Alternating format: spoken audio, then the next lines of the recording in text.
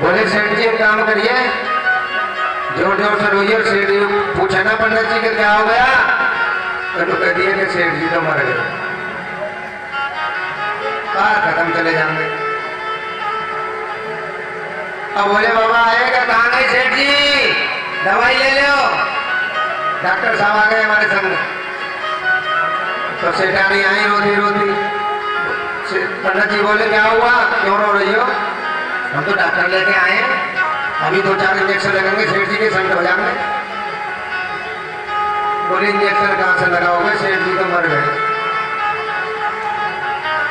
अब बोले बाबा बोले भाई बड़ा होशियार यजमान है, मैं तो पंडित हो ही हूँ, लेकिन यजमान तुझसे भी ज्यादा होशियार है। बोले बाबा बोले मर गए? बोले हाँ। तो तुम रोना धोना कुछ कम करो, मैं कम से कम 4-6 आदमी तो ले वाला हूँ जो गंगा जी तक ले चले गए हैं। और सेठानी फिर करना पड़ गया। बोले पंडित जी तो बहाना बनाएंगे और ये भी पक्के पे है पूरे पंडित जी। बोले महाराज वो तो 4-6 आदमी और लेने गए, अब तक तो तुम बहाने बना रहे हैं, पर सच्चे को मानना पड़ेगा तुम्हें। सेठ जी बोले बस तू चुपचाप रोती ही रह, कुछ काम ही नहीं है तुझे, रोती ही रहिए, और अब मैं कुछ समय के लिए सांस धरूंगे, मरने का नाटक। अब भोले बाबा 10-20 आदमी लेके आ गए। बोले भाई सेठ जी खत्म हो गए, चलो ना दाह संस्कार करिए। अब जैसे ही भोले बाबा लाए तो बोले भाई अर्थी बना लो। दरवाजे पे अर्थी बननी शुरू हो गई, और सेठानी दौड़ी दौड़ी गई और बोले कहाँ गए सेठ जी, अब तो तुम्हारी अर्थी और बन गई दरवाजे पे। सेठ जी बोले बस रो दी रहे, कोई काम नहीं है तुझे। और धीरे धीरे सेठ जी को अर्थी पर लिटा लिया। और सेठानी बोली महाराज मुझे तुम काय मुंह विधवा कर रहे हो, तुम तो जीवित हो। अरे महाराज बोल जाओ, ऐसे रो रही। अरे देख लो गाँव वाले मरे ना है, देखिए बिल्कुल ऐसे लग रहे मरे ना। तो भोले बाबा कह रहे जिनके मर जाना है ना तो ऐसे कह रहे कैसी लग रही मरे ना। और जो चला जाता है ना संसार को छोड़ के फिर वापस आता नहीं है, इसलिए सेठानी सबरों तो बोली मेरी बात मानो, ये मरे ना है, मैं कसम खा रही हूँ इनकी, ये मरे ना है। और सेठानी तो ठीक कह रहे। भोले बाबा बोले ऐसे ही कह रहे जिनके मर जाए। हमने हाँ सेठ जी तो गए। अब सेठ जी को उठा करके अर्थी पे बिठा लिया, लेटा लिया। अब लेकर के चल दी शमशान घाट की तरफ। अब सेठानी पीछे पीछे रोती जा रही, सेठ जी तुम्हें मेरी कसम एक बार बोल जाओ, देखिए कुछ देर में तुम चले जाओगे, राम राम सत्य हो जाएगी, बोल जाओ। लेकिन सेठ जी काय को बोले, पीछे पीछे तो पंडित जी चल रहे ना संग बजाते हुए। अब पहुंच गए शमशान घाट, चिता बनाने शुरू कर दी। बोले महाराज अब अर्थी को नीचे रख करके 2-4 व्यक्ति चिता बनाते हैं, बाकी एक तरफ जाके बैठ जाते हैं, आज भी परंपरा है।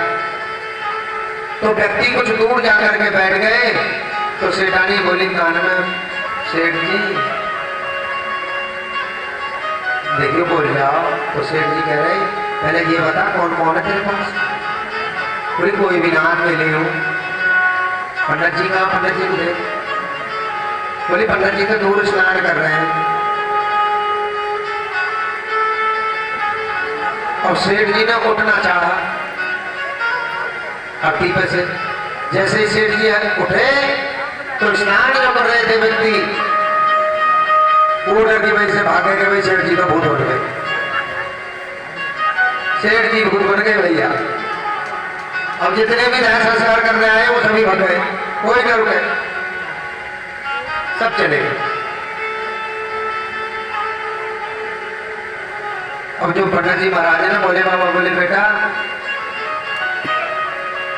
यजमान तो बहुत देखे पर तुझ जैसा नहीं देखे, इतना कंजूस 1 रुपया के पीछे।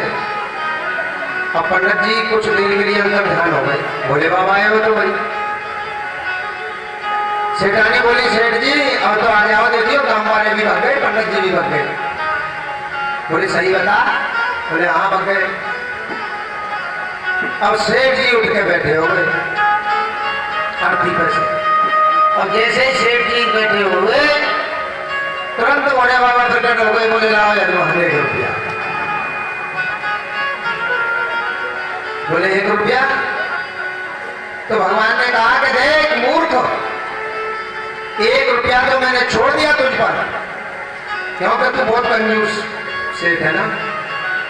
किसी ब्राह्मण को 10 रुपए देने में तेरे धन में कमी नहीं आती, लेकिन 1 रुपया तो तूने नहीं दिया।